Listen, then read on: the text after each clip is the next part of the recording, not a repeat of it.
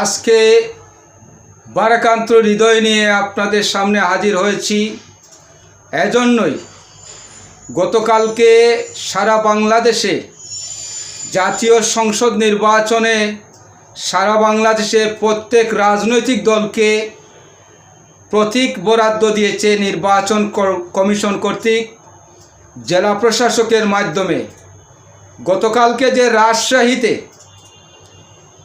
একজন এনসিপির প্রার্থী নেতা যেভাবে জেলা প্রশাসকের সম্মুখে দাঁড়িয়ে হুমকি প্রদর্শন করলেন জাতীয় পার্টির প্রতীক লাঙ্গল নিয়ে, তিনি এই দাবি করলেন এবং হুমকি দিলেন যে জাতীয় পার্টিকে যেন তার প্রতীক বরাদ্দ না দেওয়া হয়।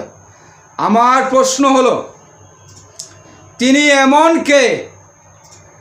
আইনের ঊর্ধ্বে নাকি?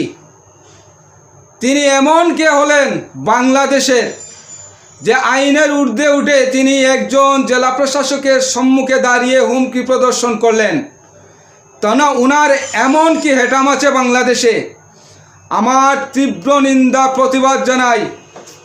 সেজন্যই বাংলাদেশে আমরা আজকে 15-16 মাস ধরে মব ভায়োলেন্স কায়েম হয়েছে এই ধরনের এনসিপি নামক সংগঠনের জন্য। বাংলাদেশের মানুষ মব ভায়োলেন্স কি চিজ চিনেই না।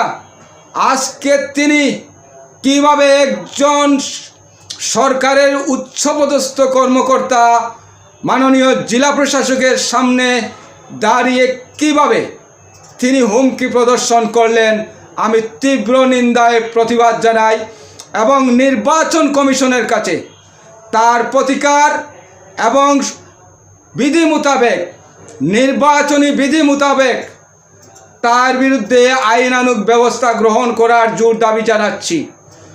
যদি আইনানুগ ব্যবস্থা যদি না নেওয়া হয়, সারা বাংলাদেশের মানুষ, সারা বাংলাদেশের জাতীয় পার্টির নেতাকর্মীরা তার বিচারের দাবিতে এই নির্বাচনী তফসিল ঘোষণার পরও আমরা রাজপথে অবস্থান করব। সুস্পষ্ট নির্বাচন কমিশন আইন শৃঙ্খলা বাহিনীর সকল সদস্যদেরকে উদারত আহ্বান জানাই, এই রকম মব ভায়োলেন্স যারা করছে বিভিন্ন জায়গায় 300 আসনের মধ্যে, তাদেরকে আইনের আওতায় আনতে হবে। আর না হয় নিরপেক্ষ নির্বাচন জাদুঘরে চলে যাবে, নিরপেক্ষ বলতে কিছুই আর থাকবে না। আমার ভাইরা, জাতীয় পার্টির ভাইরা, সারা বাংলাদেশে আপনারা তার প্রতিবাদ প্রতিরোধ গড়ে তুলুন এবং